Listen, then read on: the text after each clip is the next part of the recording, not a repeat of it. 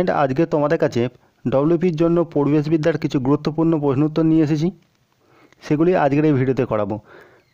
কারণ তোমাদের পরিবেশবিদ্যা এই টপিক থেকে বিগত বছরে প্রচুর প্রশ্ন এসেছে এবং এখানে যে প্রশ্ন উত্তরগুলি রয়েছে প্রতিটাই তোমাদের বিগত বছরে কোনো না কোনো পরীক্ষায় এসেছে, সেখান থেকেই এগুলো নেওয়া। আশা করি তোমরা এই যে প্রশ্ন উত্তর ক্লাসটা করবে খুবই হেল্প পাবে এবং এখান থেকে তোমরা আশা করা যায় প্রচুর পরিমাণে প্রশ্ন কমন পেয়ে যাবে।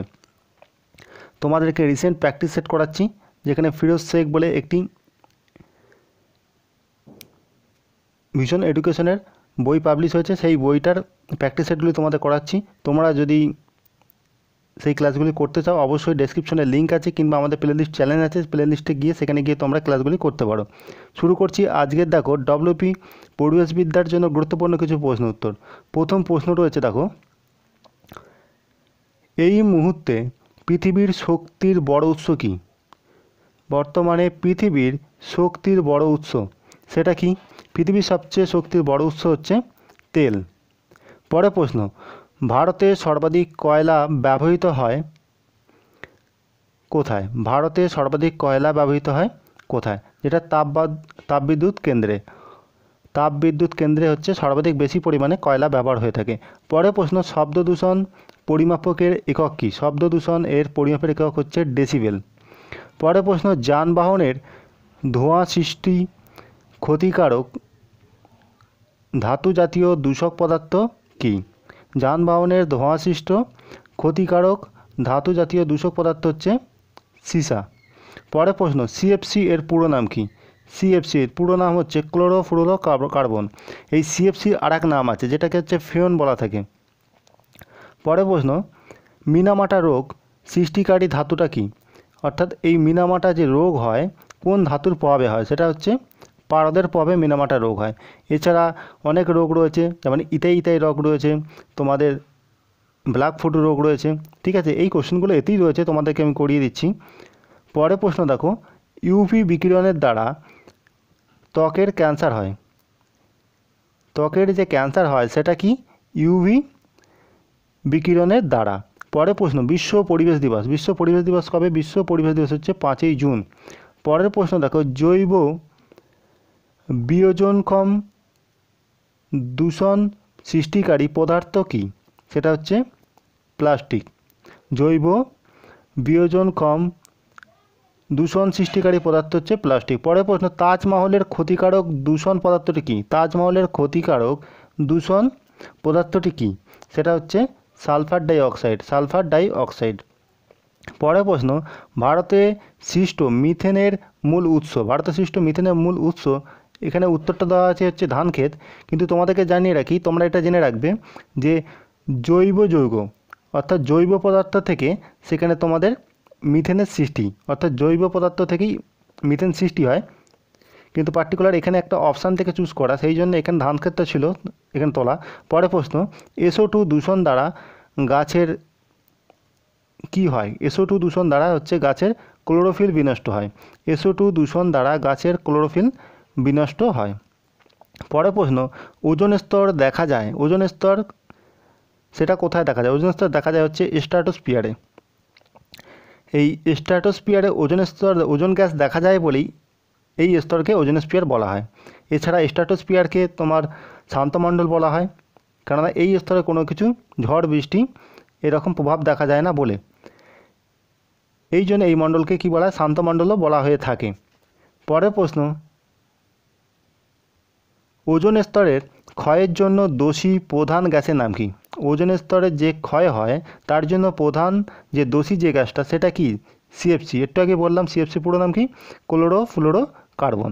পরের প্রশ্ন, প্রধান গ্রিনহাউস গ্যাসের নাম কি? প্রধান গ্রিনহাউস গ্যাস। প্রধান গ্রিনহাউস গ্যাসের নাম হচ্ছে CO2। এখানে তোমাদের একটু জানিয়ে রাখি, তোমরা পরীক্ষায় যদি অপশান পাও যেখানে জলীয় বাষ্প যদি থাকে, জলীয় বাষ্প যদি অপশানে থাকে সেটাকে আগে চুজ করবে, কারণ হচ্ছে প্রধান গ্রিনহাউস গ্যাস অর্থাৎ গ্রিনহাউসের প্রধান যে কারণ সেটা কিন্তু জলীয় বাষ্প, তারপরে কিন্তু কার্বন ডাইঅক্সাইড। তোমরা একটুখানি মনে রাখবে, কার্বন ডাইঅক্সাইড, মিথেন এগুলি অবশ্যই গ্রিন হাউস, কিন্তু যদি তোমাদের অপশানে জলীয় বাষ্প থাকে সেটাকে তোমরা আগে অ্যান্সার করবে। পরের প্রশ্ন দেখো, ইলেকট্রোস্ট্যাটিক প্রেসিপিটর যন্ত্র ব্যবহার করা হয় কিসে? বায়ু দূষণ রোধে। বায়ু দূষণ রোধে কী ব্যবহার করা হয়? ইলেকট্রোস্ট্যাটিক প্রেসিপিটর। পরের প্রশ্ন, ইউট্রোফিকেশন প্রচুর পরিমাণে কিন্তু পরীক্ষা এসেছে, কতবার এসেছে বলা যায় না। ইউট্রোফিকেশন কি? ইউট্রোফিকেশন হচ্ছে জলে শৈবালের বৃদ্ধিকে বলে। ইউট্রোফিকেশন কি? জলে শৈবালের বৃদ্ধি। পরের প্রশ্ন, বিশুদ্ধ জলে পিএইচের মান কত? বিশুদ্ধ জলে পিএইচের মান হচ্ছে 7। জলে পিএইচের মান কত? 7। পরের প্রশ্ন দেখো, জলাভূমিতে শৈবাল পচে যে বিষ নির্গত হয় তার নাম কি? জলাভূমিতে শৈবাল পচে যে বিষ নির্গত হয় সেটা হচ্ছে স্ট্রিকনিন। স্ট্রিকনিন বলা হয় কোনটাকে? জলাভূমিতে শৈবাল পচে যে বিষ নির্গত হয় সেটাকে। পরের প্রশ্ন দেখো, মিনামাটা বিপর্যয় ঘটে কোথায়? মিনামাটা এটা ঘটে কোথায়? জাপানে। মিনামাটা এই রোগটি সাধারণত হয়ে থাকে জাপানে।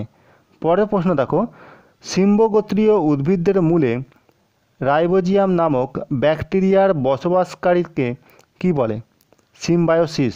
পরের প্রশ্ন, বাস্তুতন্ত্রের কোনো স্থানের সমগ্র উদ্ভিদের একসঙ্গে বলা হয় কি? ফ্লোরা। বাস্তুতন্ত্রের কোনো স্থানের সমগ্র উদ্ভিদকে একসঙ্গে কি বলা হয়? ফ্লোরা। পরের প্রশ্ন, প্রাণী গোষ্ঠীকে বলা হয় কি? প্রাণী গোষ্ঠীকে বলা হচ্ছে ফোনা। প্রাণী গোষ্ঠীকে কি বলা হয়? ফোনা। পরের প্রশ্ন দেখো, পশ্চিমবঙ্গে ব্যাঘ্র প্রকল্প আছে কোথায়? পশ্চিমবঙ্গে ব্যাঘ্র প্রকল্প আছে সেটা হচ্ছে সুন্দরবনে। পরের প্রশ্ন দেখো, ইকোলজি কথার অর্থ কি? ইকোলজি কথার অর্থ হচ্ছে বাস্তুবিদ্যা বা বাস্তুতন্ত্র। ইকোলজি কথার অর্থ হচ্ছে বাস্তুবিদ্যা বা বাস্তুতন্ত্র।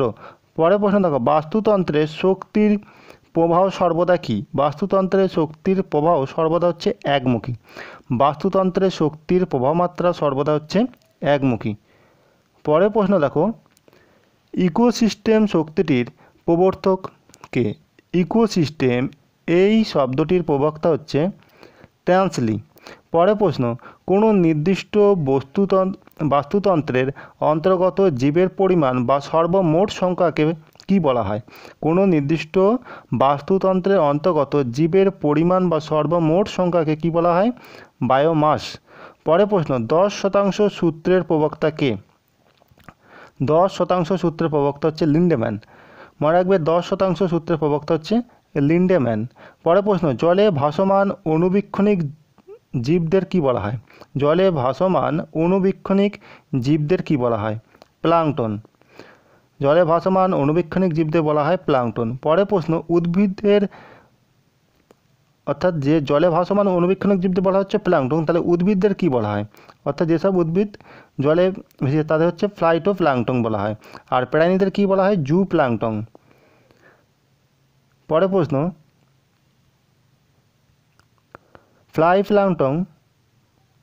ফ্লাইটোপ্লাঙ্কটন হলো জলজ বাস্তুতন্ত্রের উৎপাদক উপাদান। ফ্লাইটোপ্লাঙ্কটন হলো জলজ বাস্তুতন্ত্রের উৎপাদক উপাদান। পরের প্রশ্ন, যেসব প্রাণী জলে স্বাধীনভাবে সাঁতার কেটে বেড়ায় তাদের কি বলে? যেসব প্রাণী স্বাধীনভাবে জলে সাঁতার কেটে বেড়ায় তাদের বলা হয় নেকটন। পরের প্রশ্ন, নেকটনের উদাহরণ কী কী? নেকটন যাদের হচ্ছে এগুলো মাছ ও তিমি, এরা কি? জলে সাঁতার কেটে বেড়ায়। পরের প্রশ্ন, যেসব প্রাণী জলের নিচে বসবাস করেন তাদের কি বলে? যেসব প্রাণী জলের নিচে বসবাস করে তাকে বলা হচ্ছে বেনথস। যেসব প্রাণী জলের নিচে বসবাস করে তাদেরকে বলা হচ্ছে বেনথস। পরের প্রশ্ন, বেনথসের উদাহরণ কী কী? বেনথস হচ্ছে শামুক ও প্রবাল। পরের প্রশ্ন, পশ্চিমবঙ্গের একটি অভয়ারণ্যের নাম। পশ্চিমবঙ্গের একটি অভয়ারণ্য হচ্ছে জলদাপাড়া। পশ্চিমবঙ্গের একটি অভয়ারণ্য কি? জলদাপাড়া। পরের প্রশ্ন, ভারতের দুটো লুপ্তপ্রায় প্রাণীর নাম। ভারতের দুটো লুপ্তপ্রায় প্রাণী সেটা হচ্ছে একশৃঙ্গ গন্ডার ও সিংহ। ভারতের লুপ্তপ্রায় প্রাণী যেটা হচ্ছে একশৃঙ্গ গন্ডার ও সিংহ। পরের প্রশ্ন, ভারতের দুটো বিলুপ্ত প্রাণীর নাম। ভারতের দুটি বিলুপ্ত প্রাণী হচ্ছে গোলাপি মাথা হাঁস এবং পাহাড়ি বট। পরের প্রশ্ন, ফ্লাইটোপ্লাঙ্কটনের উদাহরণ হচ্ছে ক্লামাইডোমোনাস ও ভলভক্স। পরের প্রশ্ন, জু প্লাঙ্কটনের উদাহরণ। জু প্লাঙ্কটনের উদাহরণ হচ্ছে মশার লার্ভা ও ডাফনিয়া। মশার লার্ভা ও ডাফনিয়া যেটা হচ্ছে জু প্লাঙ্কটনের উদাহরণ। পরের প্রশ্ন, নাইট্রোজেন স্থিতিকারী ব্যাকটেরিয়া। নাইট্রোজেন স্থিতিকারী ব্যাকটেরিয়া সেগুলি কি?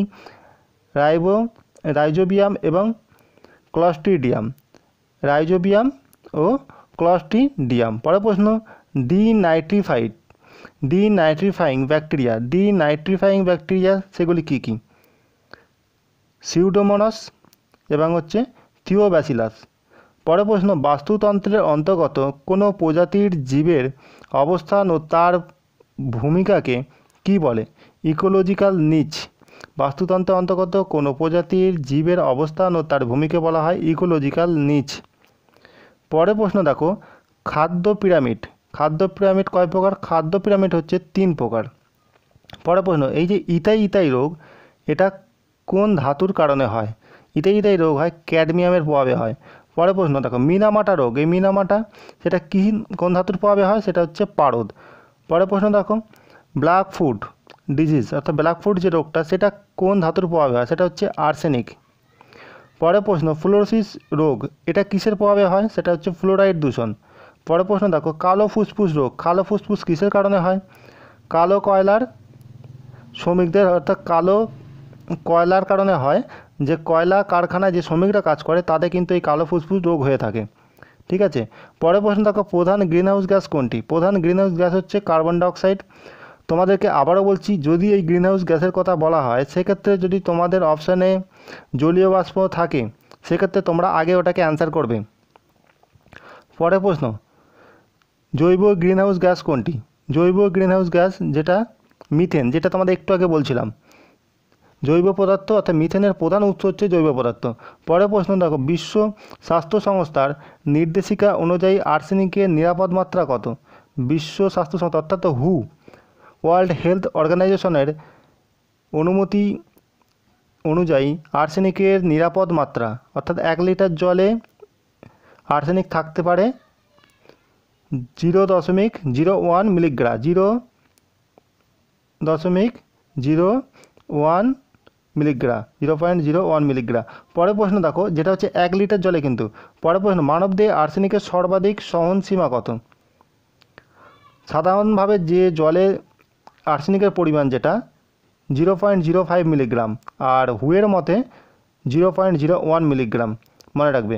ওজোন স্তরের ক্ষতির জন্য প্রধান দায়ী কোন গ্যাস? Chlorofluorocarbon, CFC.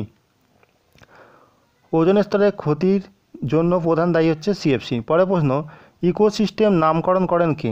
ইকোসিস্টেম নামকরণ করা হচ্ছে ট্যানসোলে।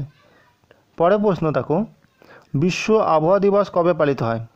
বিশ্ব আবহাওয়া দিবস কবে পালিত হয়? বিশ্ব আবহাওয়া দিবস পালিত হয় 23শে মার্চ। বিশ্ব আবহাওয়া দিবস হচ্ছে 23শে মার্চ। পরের প্রশ্ন দেখো, ফ্লাই অ্যাশ এর উৎস কী? ফ্লাই অ্যাশ এর উৎস কী? ফ্লাই অ্যাশের উৎস হচ্ছে তাপবিদ্যুৎ কেন্দ্র। ফ্লাই অ্যাশ এর উৎস হচ্ছে তাপবিদ্যুৎ কেন্দ্র। পরের প্রশ্ন দেখো, ভূ তাপমাত্রা বৃদ্ধির কারণ কী? ভূ তাপমাত্রা বৃদ্ধির কারণ হচ্ছে গ্রিনহাউস গ্যাস, অর্থাৎ গ্রিনহাউস গ্যাসের প্রভাবে ভূপৃষ্ঠের তাপমাত্রা কী হয়? বৃদ্ধি পায়। পরের প্রশ্ন দেখো, জিআইএস এর পুরো নাম কি? GIS, geographical information system. Geographical information system. পরের প্রশ্ন, তৈগা কি? তৈগা হচ্ছে পাইন গাছের বনভূমি। মনে রাখবে যে আমরা ধুনা পাই, ধুনা হচ্ছে পাইন গাছ থেকে পাই, এবং তারপিন তেল যেটা, সেটাও কিন্তু পাইন গাছ থেকে পেয়ে থাকি। পরের প্রশ্ন, ভারতে বনভূমির পরিমাণ কত? ভারতে বনভূমির পরিমাণ অর্থাৎ ওয়ার্ল্ডে অর্থাৎ টোটাল পৃথিবীর মধ্যে ভারতে রয়েছে 19.39%। 19.39% হচ্ছে ভারতে বনভূমি। পরের প্রশ্ন, পৃথিবীর প্রথম পরিবেশ বৈঠক কোথায় হয়? পৃথিবীর প্রথম পরিবেশ বৈঠক কোথায় হয়? সেটা হচ্ছে স্টকহোমে। পৃথিবীর প্রথম পরিবেশ বৈঠক সেটা হচ্ছে স্টকহোমে হয়। পরের প্রশ্ন, আর্সেনিকোসিস সেটা কি? জল দূষণের ফল এবং হচ্ছে আর্সেনিক দূষণের ফল। আর্সেনিকোসিস সেটা হচ্ছে জল দূষণের ফল বা আর্সেনিক দূষণের ফল। পরের প্রশ্ন, চিপকো শব্দের অর্থ কী? চিপকো শব্দের অর্থ হচ্ছে জড়িয়ে ধরা। পরের প্রশ্ন, শব্দের তীব্রতা মাপার একক কী? শব্দের তীব্রতা মাপার একক হচ্ছে ডেসিবেল। পরের প্রশ্ন, চিপকো আন্দোলনের মূল দাবি কী ছিল? চিপকো আন্দোলনের মূল দাবি ছিল অরণ্য সংরক্ষণের দাবি। পরের প্রশ্ন দেখো, টর্নেডো কথাটি কোন দেশের সঙ্গে যুক্ত? টর্নেডো কথাটি কোন দেশের সঙ্গে যুক্ত? সেটা হচ্ছে আমেরিকা। এখনও পর্যন্ত সবচেয়ে গতিসম্পন্ন যে ঝড় সেটা হচ্ছে টর্নেডো, সেটা হচ্ছে আমেরিকাতে হয়েছিল, মনে রাখবে। পরের প্রশ্ন দেখো, হ্যারিকেন কোন দেশের ঝড়? হ্যারিকেন হচ্ছে ওয়েস্ট ইন্ডিজ। পরের প্রশ্ন, ভূমিকম্প মাপার যন্ত্রের নাম কি? ভূমিকম্প মাপার যন্ত্রের নাম কি? সেটা হচ্ছে সিসমোগ্রাফ। পরের প্রশ্ন, টাইফুন কি? টাইফুন হচ্ছে জাপানের ঘূর্ণবাত। পরের প্রশ্ন, ইউনেস্কোর পুরো নাম কি? ইউনেস্কো এর পুরো নাম কি? United Nation Educational Scientific and Cultural Organisation. পরের প্রশ্ন, IUCN এর পুরো নাম কি? এর পুরো নাম হচ্ছে ইন্টারন্যাশনাল ইউনিয়ন ফর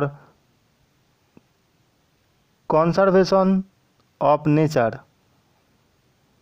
পরের প্রশ্ন, শিশু দিবস। শিশু দিবস কবে পালিত হয়? 14ই নভেম্বর। শিশু দিবস কবে পালন করা হয়ে থাকে? 14ই নভেম্বর। পরের প্রশ্ন, হিরোশিমা দিবস। হিরোশিমা দিবস হচ্ছে 6ই আগস্ট। বিশ্ব রেড ক্রস দিবস সেটা হচ্ছে 8ই মে। 8ই মে বিশ্ব রেড ক্রস দিবস। হিরোশিমা হচ্ছে 6ই আগস্ট। পরের প্রশ্ন দেখো, তামাক বিরোধী দিবস। তামাক বিরোধী দিবস কবে? 31শে মে। তামাক বিরোধী দিবস কবে? 31শে মে। পরের প্রশ্ন দেখো, EPA এর সম্পূর্ণ নাম কি? EPA এর পুরো নাম হচ্ছে environmental protection agency. Environmental protection agency. পরের প্রশ্ন, পরিবেশ সচেতনতা শিক্ষার কোন স্তরের সঙ্গে যুক্ত? পরিবেশ সচেতনতা শিক্ষার কোন স্তরের সঙ্গে যুক্ত? সেটা হচ্ছে প্রাথমিক শিক্ষার সঙ্গে। পরিবেশ সচেতনতা সেটা হচ্ছে প্রাথমিক শিক্ষার সঙ্গে যুক্ত। পরের প্রশ্ন, পরিবেশ ও বাস্তব জীবন শিক্ষার কোন স্তরের সঙ্গে যুক্ত? সেটা হচ্ছে মাধ্যমিক শিক্ষা সঙ্গে যুক্ত, পরিবেশ ও বাস্তব জীবন। পরের প্রশ্ন, বর্ষাকালে কোন মেঘ সবচেয়ে বেশি দেখা যায়? বর্ষাকালে কোন মেঘ বেশি দেখা যায় সবচেয়ে বেশি? সেটা হচ্ছে কিউমুলোনিম্বাস। এই কিউমুলোনিম্বাস হচ্ছে বর্ষাকালে কি হয়, প্রচুর পরিমাণে হচ্ছে মেঘ বজ্রবিদ্যুৎ সহ বৃষ্টি হয় তো, এবং হচ্ছে মনে রাখবে কিউমুলোনিম্বাস এই মেঘে হচ্ছে বজ্রবিদ্যুৎ সহ প্রচুর পরিমাণে বৃষ্টি হয়। সেটা হচ্ছে কখন? বর্ষাকালে। পরের প্রশ্ন, বায়ুমণ্ডলে ওজোন গ্যাসের পরিমাণ কত? বায়ুমণ্ডলে ওজোন গ্যাসের পরিমাণ হচ্ছে 0.00006%। অর্থাৎ দেখতে পাচ্ছ পয়েন্টের পরে 4টে শূন্য, তারপরে 6%। তারপরে দেখো, উর্বর মাটির রং কি? উর্বর মাটির রং হচ্ছে কালো বাদামি। উর্বর মাটির রং কি? কালো বাদামি। পরের প্রশ্ন দেখো, তৈগা অঞ্চলে দেখা যায় কি? পটসল মৃত্তিকা। তৈগা অঞ্চলে দেখা যায় পটসল মৃত্তিকা। পরের প্রশ্ন, জীবের শ্বসনের ফলে কোন গ্যাস উৎপাদন হয়? জীবের শ্বসনের ফলে কোন গ্যাস উৎপাদন হয়? সেটা হচ্ছে কার্বন ডাই অক্সাইড, CO2। পরের প্রশ্ন, পদার্থের মধ্যে সঞ্চিত রাসায়নিক শক্তিকে কি বলে? পদার্থের মধ্যে সঞ্চিত রাসায়নিক শক্তিকে বলা হয় স্থিতিশক্তি। পরের প্রশ্ন, জীব ভরের একক। জীব ভরের একক কি? জীব ভরের একক হচ্ছে ক্যালোরি। পরের প্রশ্ন, রামসাস ক্ষেত্র বলতে বোঝায় কি? রামসাসটা কিসের সঙ্গে যুক্ত? জলাভূমির সঙ্গে যুক্ত, মনে রাখবে রামসাস। পরের প্রশ্ন, গ্রিক শব্দ সিসমোস কথাটির অর্থ কী? গ্রিক শব্দ সিসমোস কথার অর্থ হচ্ছে ভূকম্পন। পরের প্রশ্ন, ভূগর্ভস্থ জলের দূষণের জন্য দায়ী কী?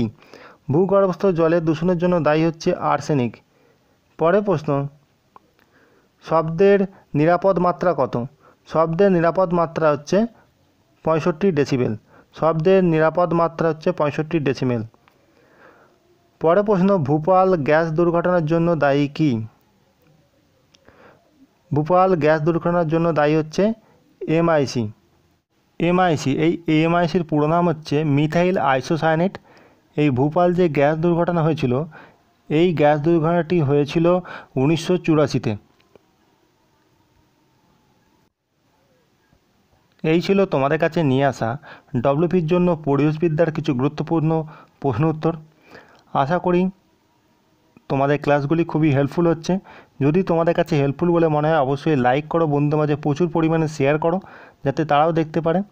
দেখা হচ্ছে নেক্সট ভিডিওতে। আর যদি তোমাদের কোনো মতামত থাকে অবশ্যই কমেন্ট করো, তার যথাযথ রিপ্লাই দেওয়ার চেষ্টা করব। দেখা হচ্ছে নেক্সট ভিডিওতে। Thank you.